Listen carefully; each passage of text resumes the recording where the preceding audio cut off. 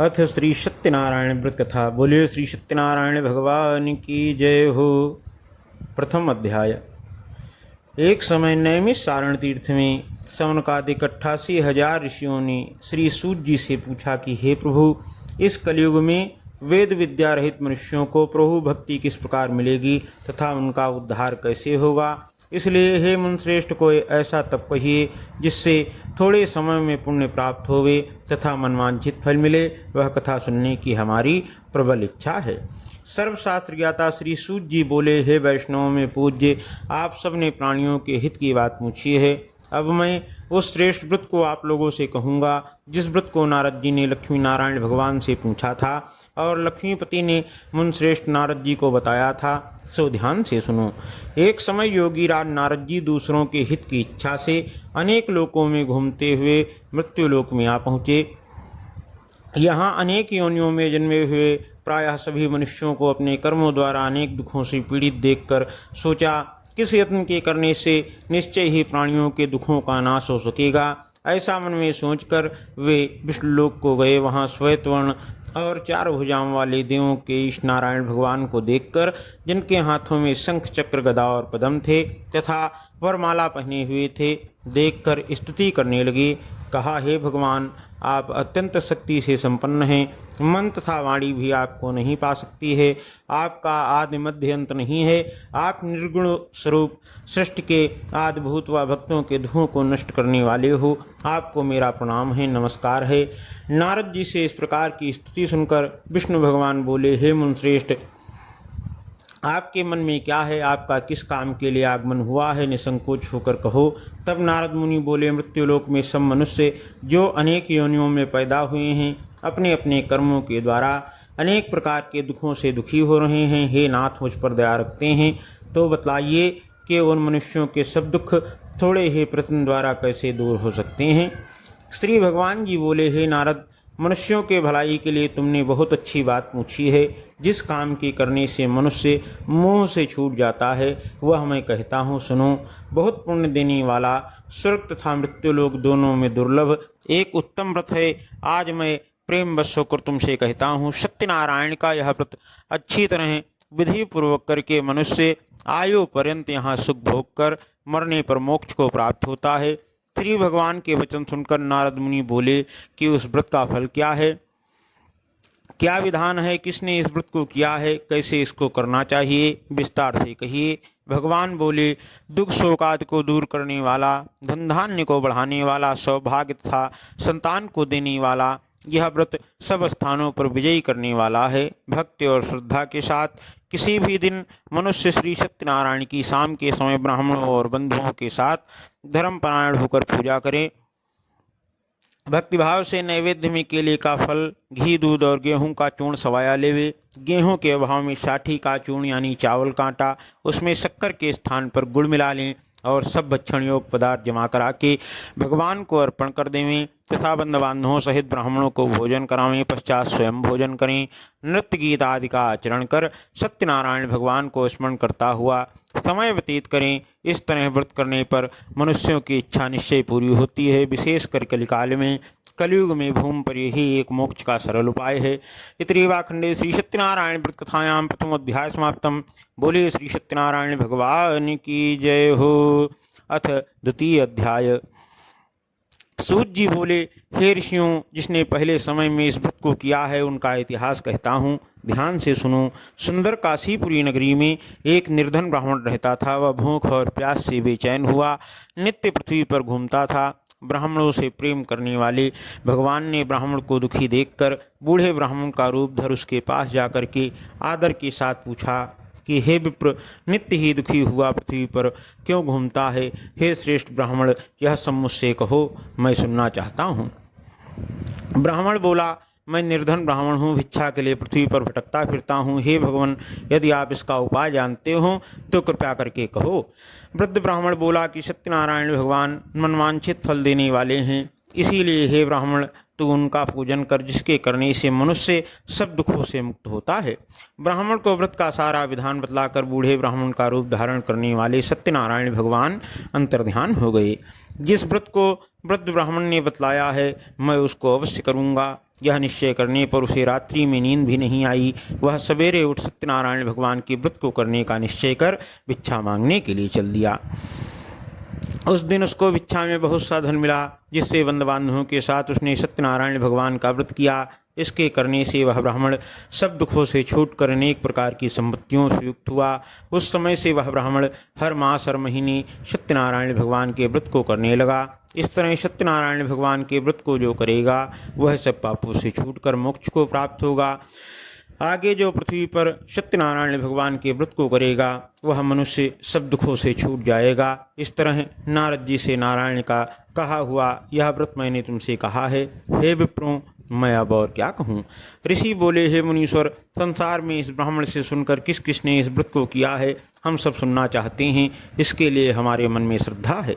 सूत जी बोले, हे मुनियों, जिसने इस व्रत को किया है वह सब सुनो। एक समय एक ब्राह्मण धन और ऐश्वर्य के अनुसार बंधु बांधवों के साथ व्रत को करने को तैयार हुआ। उसी समय एक लकड़ी बेचने वाला बूढ़ा आदमी आया और बाहर लकड़ियों को रखकर ब्राह्मण के मकान में जल पीने की इच्छा से चला गया। प्यास से दुखी लकड़हारा उनको व्रत करते देखकर ब्राह्मण को नमस्कार कर कहने लगा कि आप यह किस देव का पूजन कर रहे हो, मेरी सुनने की इच्छा है, कृपया करके मुझसे बताएं। ब्राह्मण ने कहा, सब मनोकामनाओं को पूरा करने वाला यह सत्यनारायण भगवान का व्रत है। इनकी ही कृपा से मेरे यहाँ धन धान्य आदि की वृद्धि हुई है। ब्राह्मण से इस व्रत के बारे में जानकर लकड़हारा बहुत प्रसन्न हुआ। चरणामृत और प्रसाद खाने के बाद अपने घर को गया। लकड़हारे ने अपने मन में इस प्रकार का संकल्प लिया कि आज गांव में लकड़ियां बेचने पर जो भी धन की प्राप्ति होगी उसी से सत्यनारायण देव का उत्तम व्रत और कथा करूंगा। यह मन में विचार कर वह बूढ़ा आदमी लकड़ियां अपने सिर पर रखकर जिस नगर में धनवान लोग रहते थे ऐसे सुंदर नगर में गया। उस रोज वहां पर उसे उन लकड़ियों का दाम पहले दिनों से चौगुना मिला। तब वह बूढ़ा लकड़हारा दाम ले और अति प्रसन्न होकर पके केले की फली, शक्कर, घी, दूध, दही और गेहूं का चूर्ण इत्यादि सत्यनारायण भगवान के व्रत की कुल सामग्रियों को लेकर अपने घर गया।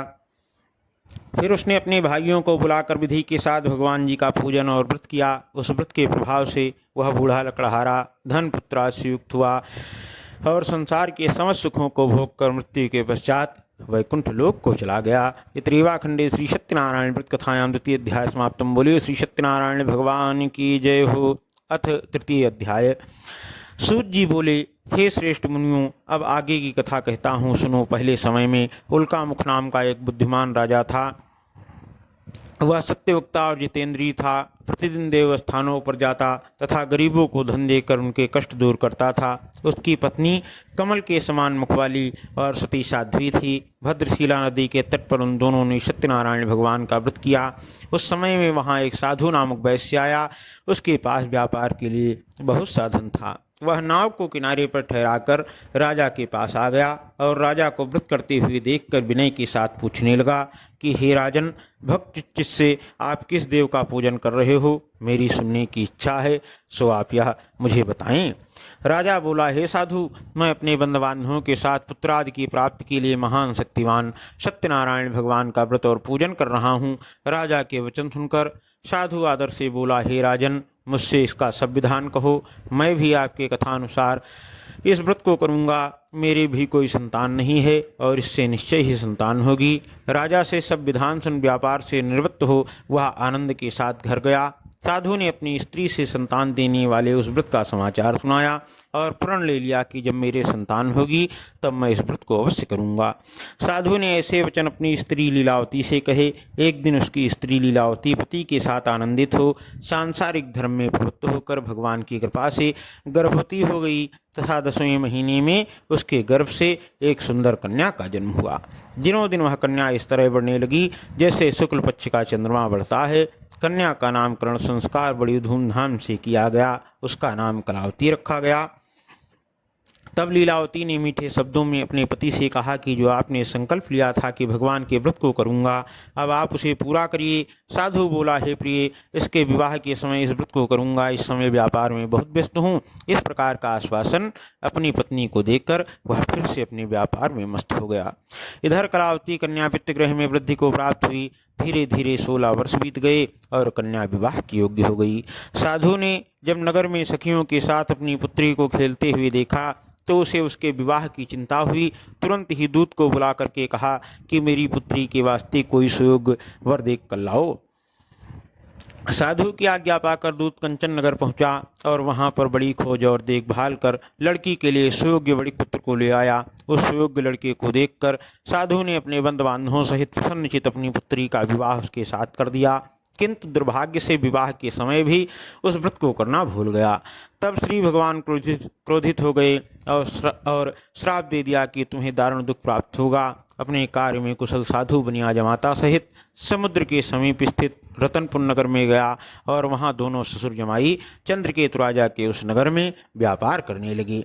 एक रोज भगवान सत्यनारायण की माया से प्रेरित कोई चोर राजा का धन चुरा कर भागा जा रहा था, किंतु राजा के दूतों को आता देखकर चोर ने घबराकर भागते हुए राजा के धन को वहीं चुपचाप रख दिया जहां वे दोनों ससुर जमाई ठहरे हुए थे। जब दूतों ने उस साधु वैश्य के पास राजा के धन को रखा देखा तो वे दोनों को बांध कर ले गए और प्रसन्नता से दौड़ते हुए राजा के समीप जाकर बोले, महाराज, राजमहल में चोरी करने वाले 2 चोर हम पकड़ कर लाए हैं, इन्हें देखकर आप आज्ञा दें। तब राजा की आज्ञा से उनको कठोर कारावास में डाल दिया गया, उनका सब धन भी छीन लिया गया। सत्यनारायण भगवान के श्राप द्वारा उनकी पत्नी और पुत्री भी घर पर बहुत दुखी हुई। घर पर जो धन रखा था चोर चुरा कर ले गए। शारीरिक व मानसिक पीड़ा तथा भूख प्यास से अति दुखित हो अन्न की चिंता में कलावती कन्या एक ब्राह्मण के घर गई। वहां उसने सत्यनारायण भगवान का व्रत होते देखा। फिर कथा सुनी, प्रसाद ग्रहण कर देर रात में घर आई तो माता ने कलावती से पूछा, हे पुत्री, तो अब तक कहाँ रह गई थी, वह तेरे मन में क्या है? कलावती बोली, हे माता, मैंने एक ब्राह्मण के घर सत्यनारायण भगवान का व्रत होते देखा है, प्रसाद लेकर वहीं से आ रही हूँ। हे माता, क्यों ना हम भी उस कल्याणकारी उपवास को करें, इससे हमारे सभी दुख दूर हो जाएंगे। कन्या के वचन सुनकर लीलावती भगवान के पूजन की तैयारी करने लगी। लीलावती ने परिवार और बंधुओं सहित सत्यनारायण भगवान का पूजन किया और वर मांगा कि मेरे पति और दामाद शीघ्र ही घर आ जाएं। साथ ही प्रार्थना की, हम सबका अपराध क्षमा करो, क्षमा करो। सत्यनारायण भगवान इस व्रत से संतुष्ट हो गए और राजा चंद्रकेतु को स्वप्न में दर्शन देकर कहा, हे राजन, जिन 2 वैश्यों को तुमने बंदी बना रखा है वे दोनों निर्दोष हैं, उन्हें प्रातः ही छोड़ दो। उनका सब धन जो तुमने ग्रहण कर लिया है वह लौटा दो। यदि ऐसा नहीं किया तो मैं तेरा राजधन पुत्र आदि सब नष्ट कर दूंगा। राजा से ऐसे वचन कहकर भगवान अंतर्ध्यान हो गए। प्रातःकाल राजा चंद्रकेतु ने सभा में अपना स्वप्न सुनाया। फिर दोनों बड़े पुत्रों को कैद से मुक्त करवाकर सभा में बुलाया। दोनों ने आते ही राजा को नमस्कार किया। राजा मीठे वचनों से बोला, हे महानुभावों, भाविवश ऐसा कठिन दुख तुम्हें प्राप्त हुआ है, अब तुम्हें कोई भय नहीं है। ऐसा कहकर राजा ने उनको नए नए वस्त्राभूषण पहनवाए तथा उनका जितना धन ले लिया था उससे दूना धन देकर आदर के साथ विदा किया। दोनों वैश्य खुशी खुशी अपने घर की ओर चल दिए। त्रिवाखंडे श्री सत्यनारायण व्रत कथायाम तृतीय अध्याय समाप्तम। बोलिए श्री सत्यनारायण भगवान की जय हो। अथ चतुर्थ अध्याय। सूत जी बोले, वैश्य ने मंगलाचार करके यात्रा आरंभ की और अपने नगर की ओर चल पड़ा। उनके थोड़ी दूर निकलने पर दंडी वेशधारी सत्यनारायण भगवान ने उनसे पूछा, हे साधु, तेरी नाव में क्या है? अभिमानी बड़ी खस्ता हुआ बोला, हे दंडी स्वामी, आप क्यों पूछते हो, क्या धन लेने की इच्छा है? मेरी नाव में तो बेल और पत्ते भरे हैं। वैश्य का कठोर वचन सुनकर भगवान ने कहा, तुम्हारा वचन सत्य हो जाएगा। दंडी ऐसा कहकर वहां से कुछ दूर चले गए और कुछ दूर जाकर समुद्र के किनारे बैठ गए। दंडी के जाने पर वैश्य ने नित्य क्रिया करने के बाद नाव को ऊंची उठी देखकर अचंभा किया और कपड़ा हटाकर देखा तो नाव में बेल पत्ते आदि भरे हुए थे। यह देखकर मूर्छित होकर जमीन पर गिर पड़ा। फिर मूर्छा खुलने पर बहुत शोक प्रकट करने लगा। तब उसका दामाद बोला कि आप शोक ना करें, यह दंडी स्वामी का श्राप है, अतः उन्हीं की शरण में चलना चाहिए, तभी हमारी मनोकामनाएं पूरी होंगी। दामाद के वचन सुन वह दंडी स्वामी के पास पहुंचा और अत्यंत भक्तिभाव से नमस्कार करके बोला, मैंने जो आपसे असत्य वचन कहे थे उनके लिए मुझे क्षमा करो। ऐसा कहकर महान शोकातुर हो रोने लगा। तब दंडी भगवान बोले, हे बड़ी पुत्र, मेरी आज्ञा से बार बार तुम्हें दुख प्राप्त हुआ है, तू मेरी पूजा से विमुख हुआ है। साधु बोला, हे भगवान, आपकी माया से मोहित होकर तो ब्रह्मादि भी आपके रूप और गुणों को नहीं जान पाते हैं, तब मैं अज्ञानी आपकी लीला को कैसे जान सकता हूँ? आप प्रसन्न होइए, मैं वचन देता हूँ, सामर्थ्य के अनुसार आपकी पूजा करूँगा। मेरी रक्षा करो और पहले के समान नौका में धन भर दो। उसके भक्तियुक्त वचन सुनकर भगवान प्रसन्न हो उसकी इच्छा अनुसार वर देकर अंतर्ध्यान हो गए। तब उन्होंने नाव पर आकर देखा कि नाव धन से परिपूर्ण है। फिर वह भगवान सत्यनारायण का पूजन कर साथियों सहित अपने नगर को चला। अब अपने नगर के निकट पहुंचा तब दूत को घर भेजा। दूत ने साधु के घर जाकर उसकी स्त्री को नमस्कार कर कहा कि साधु अपने दामाद सहित इस नगर के समीप आ गए हैं। ऐसा वचन सुन साधु की स्त्री ने बड़े हर्ष के साथ सत्यदेव भगवान का पूजन पूर्ण कर अपनी पुत्री से कहा, मैं अपने पति के दर्शन को जाती हूँ, तू कार्य पूर्ण कर शीघ्र आ जाना। माता के ऐसे वचन सुनकर कलावती प्रसाद छोड़कर पति के दर्शन को चली गई। प्रसाद की अवज्ञा के कारण सत्यदेव भगवान ने रुष्ट हो उसके पति को नाव सहित पानी में डुबो दिया। कलावती अपने पति को ना देखकर रोती हुई जमीन पर गिर गई। इस तरह नौका को डूबा हुआ तथा कन्या को रोता देख साधु नामक वैश्य दुखित हो बोला, हे प्रभु, मुझसे या मेरे परिवार से जो भी भूल हुई है उसे क्षमा करो। उसके दीन वचन सुनकर सत्यदेव भगवान प्रसन्न हो गए और आकाश से आकाशवाणी हुई, हे साधु, तेरी कन्या मेरे प्रसाद को छोड़कर चली आई है, इसीलिए इसका पति अदृश्य हुआ है। यदि वह अब भी घर जाकर मेरा प्रसाद खाकर लौटे तो इसे इसका पति अवश्य मिलेगा। ऐसी आकाशवाणी सुनकर कलावती ने घर पहुंचकर प्रसाद खाया, फिर आकर के पति के दर्शन किए। तत्पश्चात साधु ने बंधु बांधवों सहित सत्यदेव का विधि पूर्वक पूजन किया। उस दिन से वह पूर्णिमा को सत्यनारायण भगवान का पूजन करने लगा।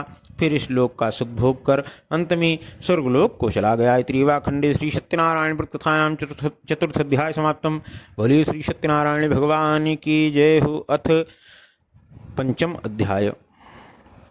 सूत जी बोले, हे ऋषियों, मैं और भी कथा कहता हूँ, सुनो। प्रजापालन में लीन तुंगध्वज नाम का एक राजा था। उसने भी भगवान का प्रसाद त्याग कर बहुत दुख पाया था। एक समय राजा वन में शिकार करने के लिए गया हुआ था। वहाँ उसने वन में जाकर वन्य पशुओं को मारकर दोपहर के समय थककर विश्राम करने के लिए एक बड़े वट वृक्ष यानी बरगद के पेड़ के नीचे आया। वहाँ उसने कुछ ग्वालों चरवाहों को भक्तिभाव से बंद बांधवों सहित सत्यनारायण जी का पूजन करते देखा।